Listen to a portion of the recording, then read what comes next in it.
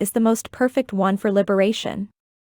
We have enough suffering, enough discomfort to spur us on to do something, and we have enough pleasure not to become totally depressed by our suffering, so we are still in a hopeful state of mind.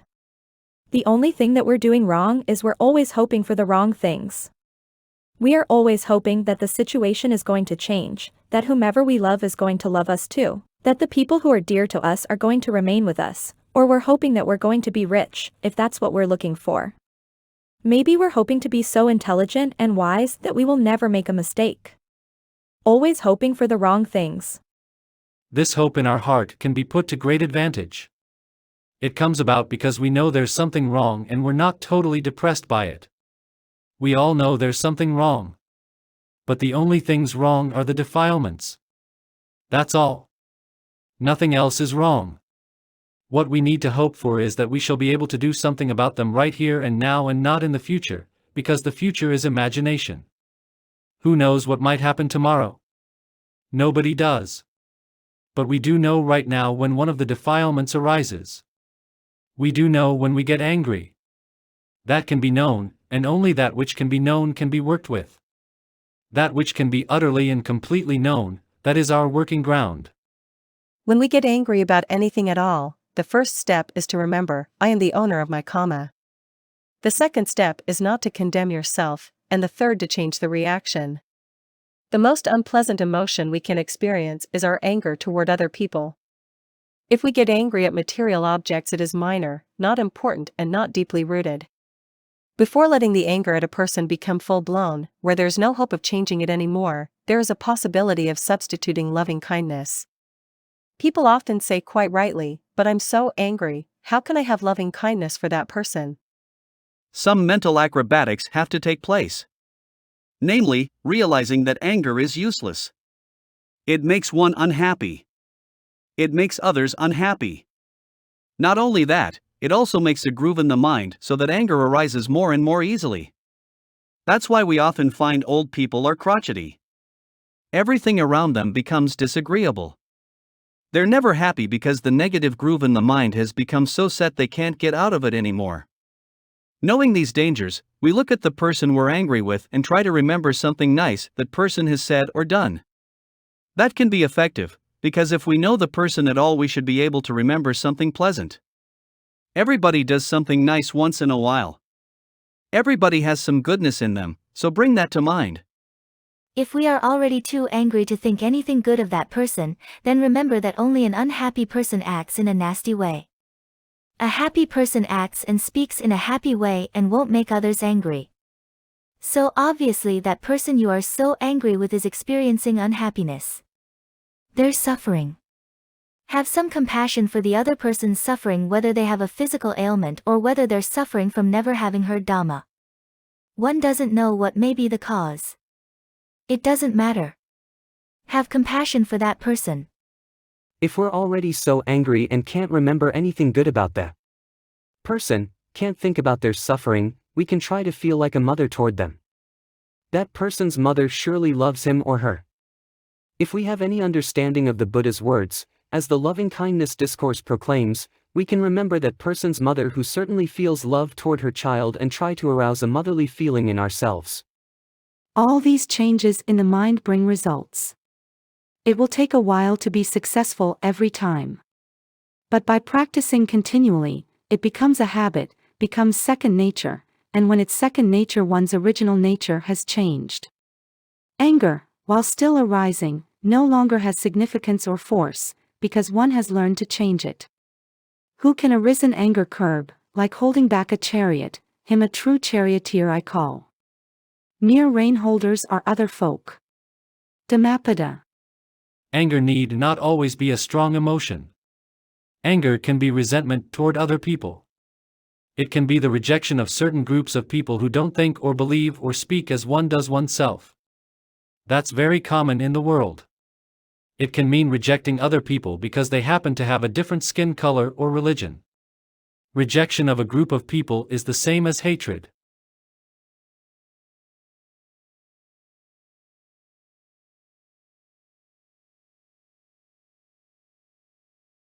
There may be resentment of one's own lack of material opportunities. Maybe we blame someone for that or resent our lack of opportunity for self-assertion because others get in the way. That too is anger, and it's usually suppressed. One doesn't even admit it to oneself, which has major repercussions unless the anger is changed into acceptance and to being at ease with oneself.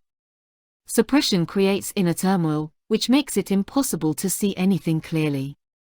One sees everything from the standpoint of that suppression, that resentment. The Buddha advocated loving-kindness meditation and loving-kindness conduct as the antidote for this. Meditation as such is all very well, but so often it degenerates into words only, and most of you have heard the words so many times. Some people take the words to heart, many people don't.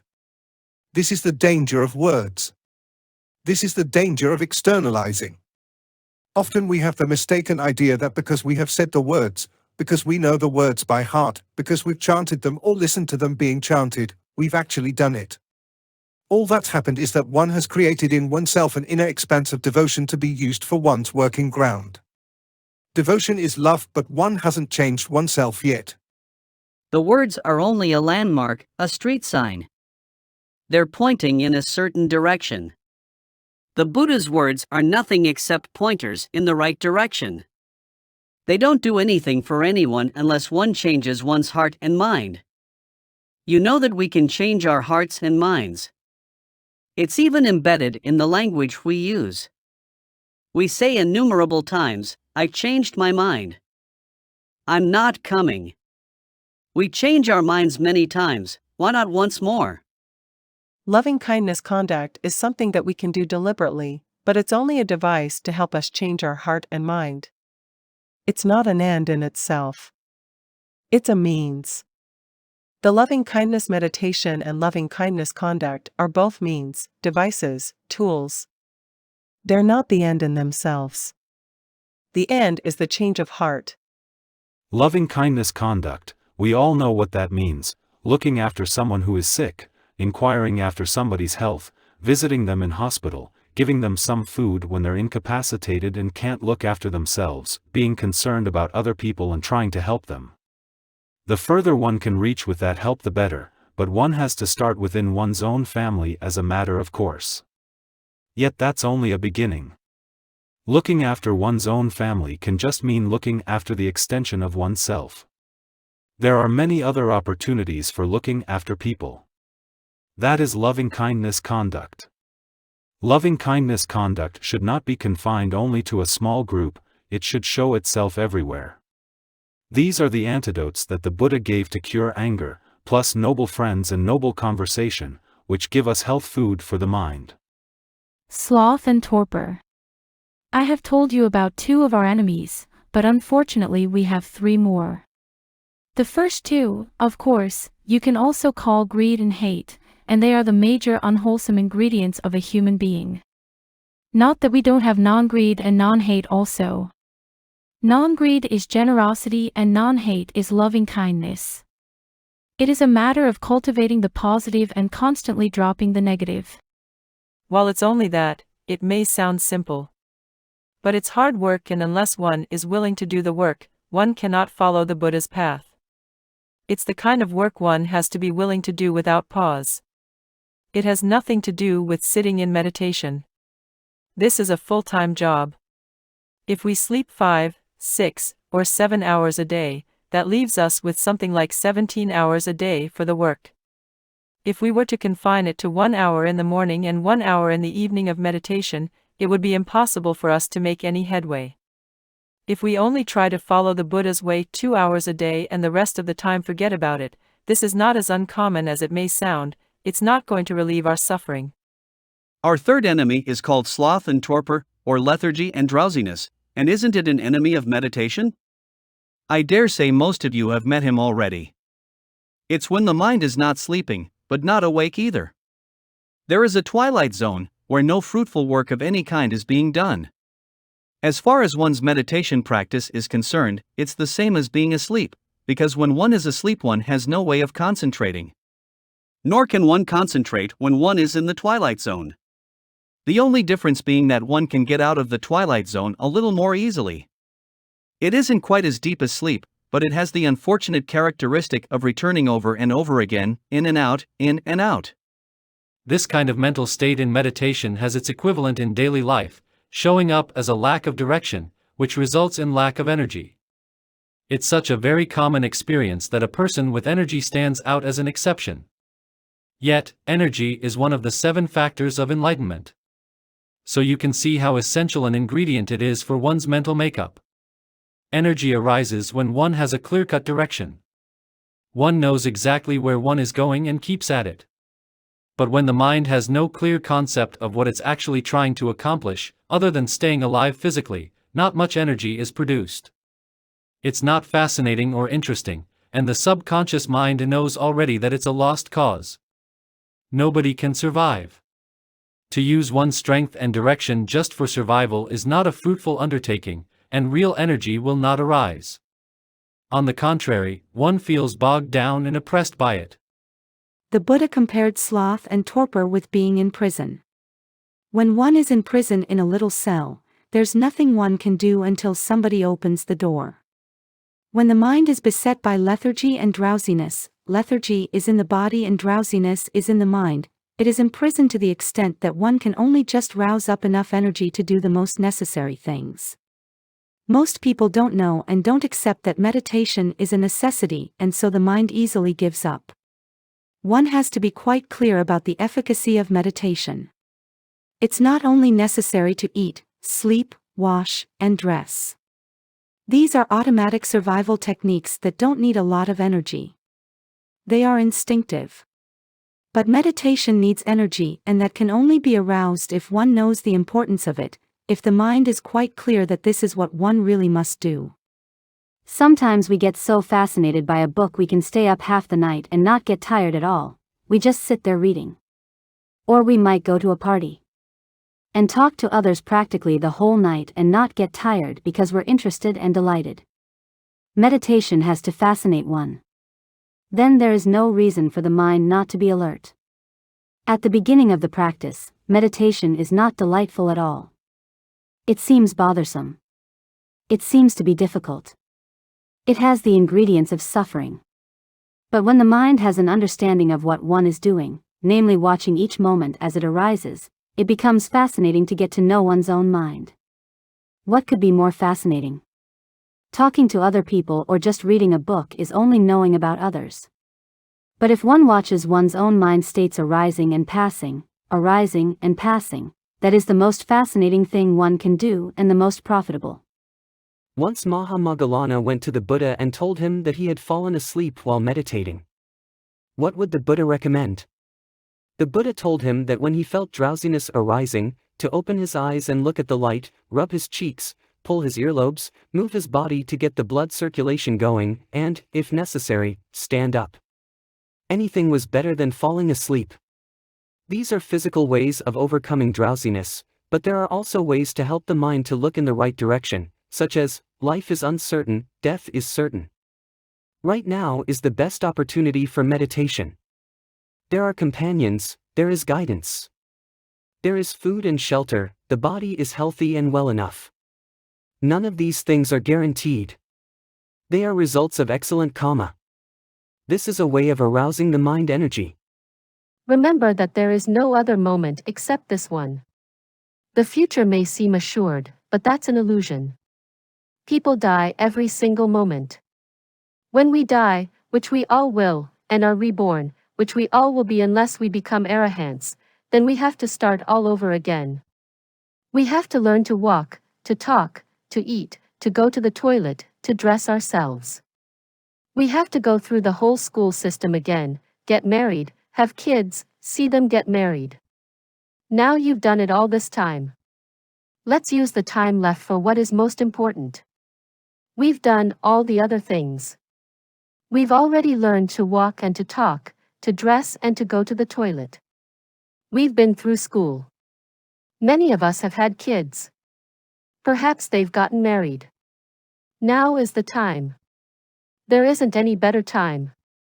If we arouse the energy in our mind for meditation in this way, the energy feeds on itself. It's like having switched on the light. Once it's switched on and the electricity supply is not stopped, the light just keeps on shining. Meditation does need a lot of energy. It's strange that one should need so much energy when sitting or walking slowly all day. The reason we need so much energy for this is that the mind is constantly trying to do something else, rather than be attentive, so the mind's energy is being used up. If the mind were not throwing up all sorts of ideas and hopes and wishes, there would be no tiredness at all. It doesn't come from that bit of physical action that we do here or any other day in our lives. Yet, everybody's dead tired at night. It's the rummaging around in the mind and the constant judging, this I like and this I don't like. This one I'll have and this one I'll get rid of, which is so tiring. That's why people who do jobs involving only mental activity are as tired or more so than people who plant trees or build roads. When the mind has become concentrated and can stay still, it finally gets a rest. Until that happens, we have to arouse it again and again by telling ourselves not to give in.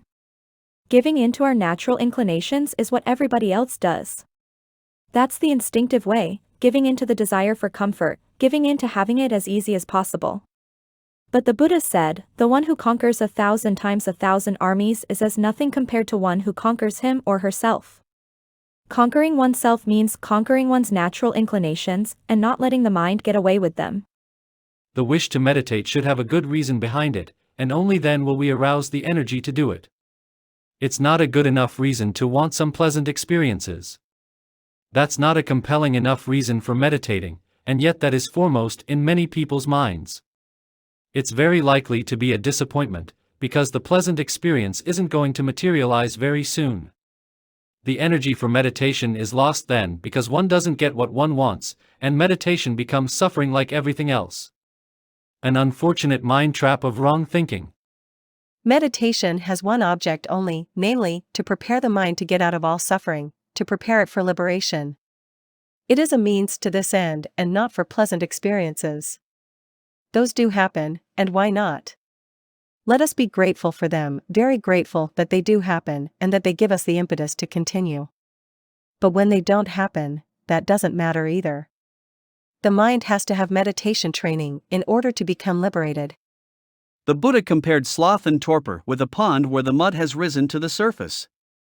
If there is mud, of course, one can't see one's likeness. There is no clarity. In that twilight state of half-sleep/half-wakefulness, there is no real awareness. Even in daily living, when the mind says, I've had enough. It's too strenuous. I don't want to do it. Let other people do it.